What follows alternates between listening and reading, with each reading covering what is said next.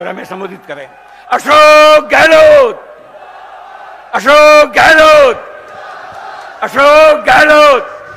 हमारे अखिल भारतीय कांग्रेस कमेटी अध्यक्ष परम श्रद्धेय मल्लिकार्जुन खड़गे साहब, हमारे प्रदेश कांग्रेस के अध्यक्ष भाई गोविंद सिंह दोतासा जी, सांसद व CWC के मेंबर नासिर हुसैन साहब, AICC के सेक्रेटरी प्रणब झा साहब, श्रीमती उषा नायडू जी, बिंद्र राठौड़ जी, हमारे जिला अध्यक्ष सलीम खान साहब, नरेश जोशी जी, हीरालाल मेघवाल जी, जोधपुर ग्रामीण के अध्यक्ष कुंती देवड़ा, हमारी मेयर साहिबा राजेंद्र सोलंकी जी, रमेश बोराना जी, वैभव गहलोत जी, हमारे पूर्व अध्यक्ष वरिष्ठ नेता सैयद अंसारी जी, सम्मानित मंच उपस्थित तमाम हमारे उम्मीदवारगण बैठे हुए हैं, मनीषा पवार जी, शहजाद खान, सूर सागर, श्रीमती मीना कंवर शेरगढ़ और कृष्णा राम जी लोहावट और सुश्री दिव्या मैराना, महेंद्र बिश्नोई, प्रकाश छंगानी जी, मोहनलाल जी कटारिया, गीता बरवड़, बद्री जाकर साहब बाली से, भीमराव भाटी जी पाली से, पद्माराम जी मेघवाल चौटन से, सेमलोड़ा जी शिरोई से, हरिजंग मेवाड़ा सुमेरपुर से। कुछ लोग फॉर्म भर रहे हैं आज, तो वो यहाँ पहुँच नहीं पाए। सबसे पहले मैं अपनी ओर से, भाई शांत रहो, मैं अपनी ओर से आप सबकी ओर से हमारे श्रद्धेय खड़गे साहब का मैं हार्दिक स्वागत करता हूँ। मुझे खुशी है कि हमने आग्रह किया, जोधपुर मेरा जन्मस्थान भी है, मेरी कर्मस्थली भी है और वहाँ आपको आपका आशीर्वाद देना है। मेरे आग्रह को मंजूर किया, उसके लिए मैं खड़गे साहब का बहुत आभारी हूँ। खड़गे साहब बहुत ही सीनियर मोस्ट नेता है कांग्रेस के। मेरे ख्याल से आज के वक्त में सबसे सीनियर नेता कांग्रेस में कोई है, उनका नाम मल्लिकार्जुन खड़गे साहब है। प्यारे मियाँ बरकतुल्लाह खान साहब की दोनों मुख्यमंत्री बने थे जोधपुर से। तीसरा मुझे अवसर मिला 3 बार मुख्यमंत्री बनने का, और जो धरती में आज़ादी जंग के अंदर भाग लिया हो मारवाड़ के लोगों ने, उनको भूल नहीं सकते। बड़े बड़े नेता हमारे यहाँ हो गए, परसाब मैराना जी, खेतरी राठौड़ जी, राम सिंह जी, नरपतराम बरवड़ जी, मान सिंह देवड़ा जी, रंजीत सिंह जी, कोई कमी नहीं रखी। यहाँ के मारवाड़ के नेताओं ने राजस्थान भर की सेवा करी है, विभिन्न पदों पर रह करके। उस धरती से मुझे अवसर मिला कि मैं MP बना। उस वक्त में जोधपुर क्या था, आज क्या है।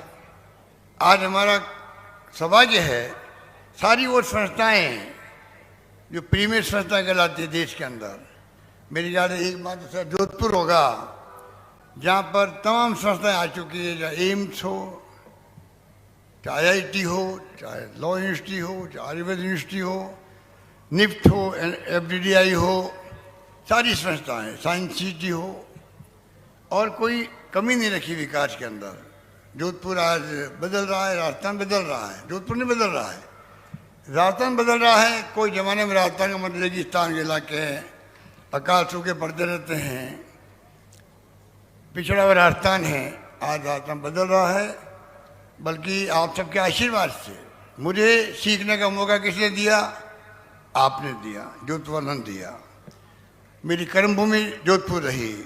गांव गांव में, ढाणियों में जहाँ अकाल पड़ते थे, सूखे पड़ते थे, बचपन से ही मैं जाने का मुझे शौक था।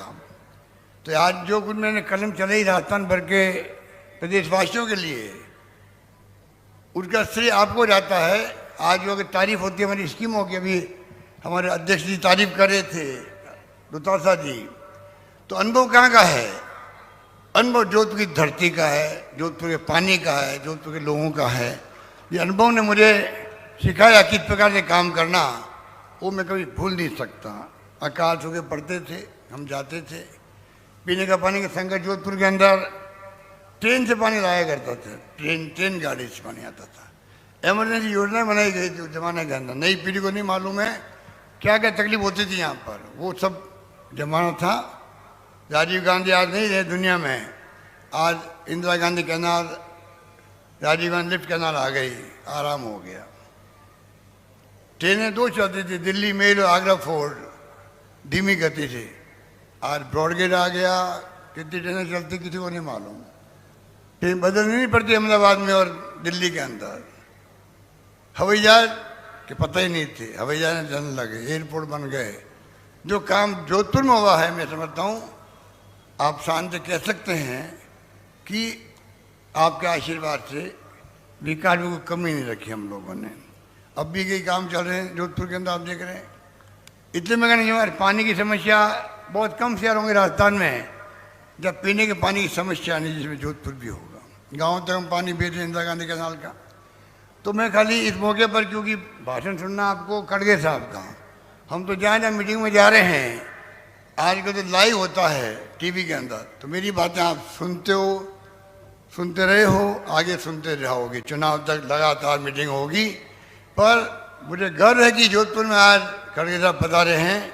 और इतना आप सबको मालूम है कि हमने जो राहुल गांधी आए थे भारत जोड़ो यात्रा में, 4 बातें कही थी। महंगाई, बेरोजगारी, प्यार मोहब्बत भाईचारा सभी जाति धर्म के बीच में, अमीर बीच के बीच में खाई नहीं होनी चाहिए। चारों बातें प्यारी है खड़गे साहब को भी। ये चाहते हैं, इन जिंदगी के अनुभव है कि देश में प्यार मोहब्बत रहेगा तब देश एक रहेगा, अखंड रहेगा, जिसके लिए इंदिरा गांधी ने जान दे दी, राजीव गांधी शहीद हो गए। कोई कम बात नहीं है। आज जो ये बोलते हैं हमारे दिल्ली के नेता मोदी जी वगैरह, टारगेट करते उस फैमिली को, परिवार को, जिस परिवार ने जान दे दी, कुर्बानी कर दी, पर देश को एक रखा, अखंड रखा, खालिस्तान नहीं बनने दिया और पाकिस्तान 2 टुकड़े कर दिए, बांग्लादेश बना दिया। आज क्या बोलते हैं, इनको शर्म भी आनी चाहिए। किस रूप में बोलते हैं भाषा, कांग्रेस मुक्त भारत की बात करते हैं, गांधी परिवार को टारगेट बनाते हैं। इनको पता नहीं इतिहास में स्वर्णिम अक्षरों में लिखा गया है इतिहास बलिदान की कहानी। इसलिए खड़गे साहब उस पीढ़ी से आते हैं जिनके अपने अनुभव है। पर मैं कह सकता हूँ आपको, चारों जो मुद्दे हैं बहुत इम्पोर्टेंट है देश के लिए। आज लोकतंत्र खतरे में है, संविधान की धज्जियां उड़ रही है, ईडी, इनकम टैक्स, सीबीआई के दबाव में है। इतनी इम्पोर्टेंट एजेंसी है जो आर्थिक अपराधियों के लिए काम आनी चाहिए, उसकी बजाय सरकार गिराने के लिए, सरकार बनाने के लिए काम आ रही है, तंग कर रही है। आप बताइए, दूसरा सारी बेटे क्या कसूर है? वैभव गहलोत बैठा हुआ है, 1 रुपया इसका नहीं दुनिया के अंदर लगा हुआ, और आप उनको ईडी के नोटिस दे रहे हो, बुला रहे हो वहाँ पर। ये जो तंग कर रहे हैं ना, ये गांव गांव में बात पहुँच रही है। छत्तीसगढ़ में भूपेश बघेल के 6 महीने से ईडी बैठी हुई वहाँ पर। ये पूरे देश में तेल का आतंक मचा रहेगा ईडी का। ईडी, इनकम टैक्स, सीबीआई की क्रेडिबिलिटी खत्म करें लोग, और आप देखना ये मुद्दा बनेगा इन चुनाव के अंदर। लोग बर्दाश्त नहीं करेंगे कि आप निर्दोष लोगों को जाके तंग करो, घरों में घुस जाओ।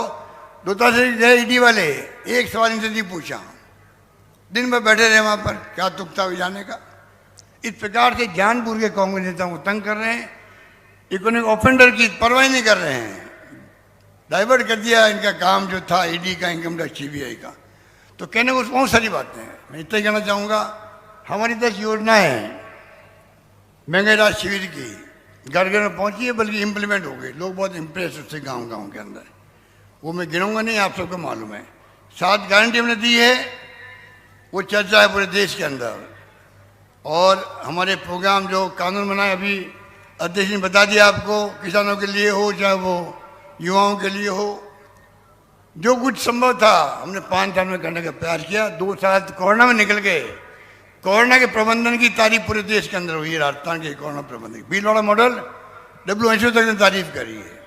और ये भी मैं कहना चाहूँगा कि केरला में गया था, केरला में सरकार 70 साल में एक बार कम्युनिस्ट पार्टी की, एक बार कांग्रेस के नेतृत्व वाली सरकार बनती थी 70 साल तक। इस बार उन्होंने बदल दिया। उन्होंने कहा इतना अच्छा काम किया सरकार ने कोरोना में, इसलिए वापस कम्युनिस्ट पार्टी सरकार रिपीट कर दिया। अगर केरला में कर सकते हैं, मुझे पूरा यकीन है। माई बाप तो जनता ही होती है। देखिए, फैसला आपको करना है, प्रदेश की जनता को करना है। मुझे एहसास होता है कि इस बार कोरोना का शानदार मैनेजमेंट, इतनी सारी हमारी स्कीमें, 25 लाख का बीमा हिंदुस्तान में कहीं है, और पूरी पब्लिक के लिए इलाज का राइट टू हेल्थ का कानून बना दिया हम लोगों ने। ओपीएस लागू कर दी कर्मचारियों के लिए, हमने 7 वादे किए, उसमें हमने कहा हम ओपीएस एक्ट बनाएंगे, सरकार बनेगी तो हमारी। 7 गारंटी हमने नहीं दी अभी। जो आपको मालूम है गैस सिलेंडर 500 रुपये का दायरा बढ़ा रहे हैं, गोधन गारंटी योजना ला रहे हैं छत्तीसगढ़ की तरह गोबर के लिए, इंग्लिश मीडियम स्कूल। खड़गे साहब ने भी बताया मुझे, इन्होंने ये प्रयोग जो गोविंद धोतासर जी ने किया अभी एज ए शिक्षा मंत्री, वो प्रयोग खड़गे साहब बता रहे थे 74 के अंदर इंग्लिश स्कूलें खोली गई वहाँ पर कर्नाटक के अंदर। लोगों ने कहा आप इंग्लिश में क्यों ध्यान दे रहे हो, कन्नड़ की बात क्यों नहीं करते हो। आज गांव गांव हमारी स्कूल चल रही है, हमारे बच्चे आने वाले वक्त में देखेंगे, आप नाम करेंगे राजस्थान का, देश के अंदर, दुनिया के अंदर। आज कंप्यूटर का जमाना है, ईमेल, इंटरनेट, मोबाइल आ गए हैं, राजीव गांधी का सपना पूरा हुआ है, उसमें इंग्लिश सीखना जरूरी है। मेरी बचपन में खिलाफ था इंग्लिश के, आज मैं कह सकता हूँ आज इंग्लिश अंतर्राष्ट्रीय लैंग्वेज है, बच्चों के भविष्य के साथ जुड़ी हुई है। 500 बच्चों को भेज रहे हैं विदेश में पढ़ने के लिए सरकारी खर्चे पर। ऐसी ऐसी स्कीम लेके आए हैं। अभी मैंने वादा किया है 7 गारंटी में, जो बच्चा 12वीं में पढ़ता है फर्स्ट में जाएगा, उनको लैपटॉप मिलेगा, टैबलेट मिलेगा, सब बच्चों को सरकारी कॉलेज में जाएंगे उनको मिलेगा। वो फिर गारंटी दे रहे हैं हम लोग, इंग्लिश स्कूल में खोलने की गारंटी दे रहे हैं। और एक और जो किसानों के लिए कानून पार किया, कोई जमीन कुर्क नहीं होगी। कमीशन बैठेगा हाईकोर्ट जज की अध्यक्षता में, वो फैसला करेगा कार्रवाई करने के लिए कितना करना माफ़ करना चाहिए, क्या होना चाहिए, ये कानून ने पास किया है। अब हम चाहते हैं कि जो आपात योजना आती है, बिजली बढ़ जाती है, बाढ़ आ जाती है, लोगों को तकलीफ होती है और बहुत कम पैसा मिलता है, चाहे ओलावृष्टि भी क्यों नहीं हो, हमने तय किया है कि इनका बीमा करवाएंगे। 15 लाख तक का मुआवजा मिल पाएगा किसानों को, ये भी हमने प्रयास किया है। बाकी आप जानते हो कि किस्मों की कमी नहीं है, चाहे युवा हो, किसानों का अलग ब्लड पे हमने किया है, आप सबको मालूम है। इस प्रकार से आने वाले वक्त में आप सबके आशीर्वाद से अगर सरकार रिपीट होगी, गारंटी पूरी होगी, स्कीम जो दी हमने आपको वो स्कीम और मजबूत होगी। 1 करोड़ लोगों को पेंशन दे रहे हैं बुढ़ापे के अंदर, बुजुर्गों को दे रहे हैं पेंशन, विधवाओं को दे रहे हैं, निःसज्जनों को, दिव्यांगों को, अपंग लोगों को दे रहे हैं। 1000 मिनिमम कर दिए और आगे गारंटी दे दी है, आगे अपना बढ़ती जाएगी, 15% हर साल बढ़ती जाएगी, मतलब 1000 से 1500, 1500, 2000 आगे बढ़ता जाएगा। इस प्रकार के फैसले हमने किए शोषित सिक्योरिटी को लेकर के। इसलिए मैं कहना चाहूँगा कि ये तो चुनाव है, माहौल हमारे पक्ष के अंदर है, विपक्ष के पास कहने कुछ है नहीं, ना वो आरोप लगा पा रहे हैं, झूठे आरोप लगाते हैं, हमारी उपलब्धि है उनके बारे में वो चर्चा नहीं करते हैं। एक के बाद एक हमने फैसले किए हैं, आप सबके जहन में है। आप सब में मैं अपील करूँगा हमेशा की तरह आप लोग आगे आएँ और आप हमारे उम्मीदवारों को, जिनके मैंने नाम पढ़े अभी आपके सामने, इन सबको अपना आशीर्वाद दें और उनको कामयाब करें। सरकार तभी बनेगी हमारी, अगर आप चाहोगे तो, तब हमारे उम्मीदवार जीतेंगे, तब बनती सरकार। ये दिमाग में रखें आप। और मुझे पूरा विश्वास है कि तमाम उम्मीदवार जो हैं उनको आप कामयाब करने में कमी नहीं रखेंगे। यही बात करता मैं अपनी बात समाप्त करता हूँ। धन्यवाद। जय हिंद। धन्यवाद।